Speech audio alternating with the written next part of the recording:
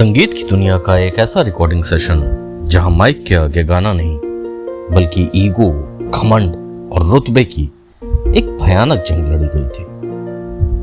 एक महान classical singer अपने म्यूजिक डायरेक्टर आर.डी. बर्मन पर बुरी तरह चिल्ला पड़ा। जाओ कह दो पंचम को मैं क्लासिकल गाने का एक्सपर्ट और कल का आए मैं हार जाऊं, ये हो नहीं सकता। हाँ? मैं पूरी जिंदगी क्लासिकल संगीत का रियाज करता रहा पंचम, और तुम चाहते हो कि मैं एक ऐसे आदमी से हार जाऊं जिसने कभी संगीत की एबीसीडी तक नहीं सीखी? ये नामुमकिन है। पंचम दा ने मन्ना डे साहब और किशोर दा को कैसे मनाया, क्या किया जिसने जन्म दिया एक आइकॉनिक गाने को जो था ये। चतुर नार करके सिंगार, ये चतुर नार करके सिंगार मेरे मन के। दोस्तों, सिनेवाणी स्टोरीज पर आज खुलेगा बॉलीवुड के सबसे संगीन स्टूडियो वार का सच, जब किशोर दा और मन्ना डे आमने सामने आए तो उस बंद स्टूडियो के दरवाजे के पीछे आखिर क्या हुआ। बात 1968 की है। फिल्म थी पड़ोसन। पर्दे पर महमूद और सुनील दत्त के पीछे संगीत का एक मुकाबला शूट होना था।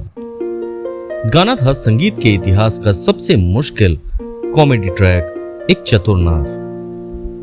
जवान और नए म्यूजिक डायरेक्टर आर.डी. बर्मन यानी अपने पंचम दा ने तय किया कि उस्ताद महमूद की आवाज बनेंगे क्लासिकल मैस्ट्रो मन्ना डे और भोले भाले संगीत की आवाज होंगे किशोर दा। सब कुछ ठीक था, पर आर.डी. बर्मन की जान हलक में अटकी थी। आखिर क्यों? क्योंकि स्क्रिप्ट में एक बहुत बड़ा और खतरनाक ट्विस्ट था। इस मुकाबले में संगीत के उस्ताद महमूद को एक कंप्लीटली अनारी सुनील दत्त से हारना था। यानी पर्दे पर तो महमूद को सुनील दत्त से हारना था, पर माइक पर मन्ना डे को किशोर कुमार से हारना था। जैसे ही ये बात उस्ताद मन्ना डे को पता चली, उनका सालों का क्लासिकल संगीत वाला ईगो आग बबूला हो गया। मन्ना डे ने साफ कहा, पर्दे पर जो चाहे हो पंचम, पर माइक पर मैं किशोर से नहीं हारूंगा। जब रिकॉर्डिंग शुरू हुई तो स्टूडियो किसी कुरुक्षेत्र में बदल गया। मन्ना डे साहब ने तय कर लिया था कि वो किशोर कुमार को कंप्लीटली अपने संगीत कला से खत्म कर देंगे। उन्होंने माइक पकड़ा और ऐसी खतरनाक ताने, सरगम और हरकतें लेनी शुरू की कि वहां बैठे बड़े बड़े संगीतकार के पसीने छूट गए। मन्ना डे अपना 200% लगा रहे थे। वो हर एक सुर को जानबूझकर इतने कठिन तरीके से गा रहे थे, इतना कठिन बना रहे थे कि किशोर कुमार उसको गा ही ना पाए। एक क्लासिकल टाइटन का घमंड उस माइक पर, उस स्टूडियो पर पूरी तरह हावी हो चुका था। पर दोस्तों, किशोर कुमार की दुनिया यूं ही फैन नहीं है। किशोर दा जानते थे कि क्लासिकल टेक्निकलिटीज में वो मन्ना डे को नहीं हरा सकते थे, तो उन्होंने संगीत की हिस्ट्री का सबसे बड़ा मास्टर स्ट्रोक खेला। उन्होंने संगीत की किताब बंद की, सुर को एक तरफ रखा और अपना सबसे बड़ा हथियार निकाल लिया, पागलपन और कॉमेडी। उन्होंने गाने के बीच में ऐसी अजीबोगरीब आवाजें निकालनी शुरू कर दी, ऐसी हरकतें करनी स्टार्ट की, ऐसे ऐसे शब्द जोड़े जो स्क्रिप्ट में दूर दूर तक नहीं थे। अगर ये गीत आप सुनेंगे तो ये जो शब्द मैं बोलने जा रहा हूं वो असली स्क्रिप्ट का हिस्सा नहीं थे। ओ टेढ़े, ओ काले, ओ घोड़े।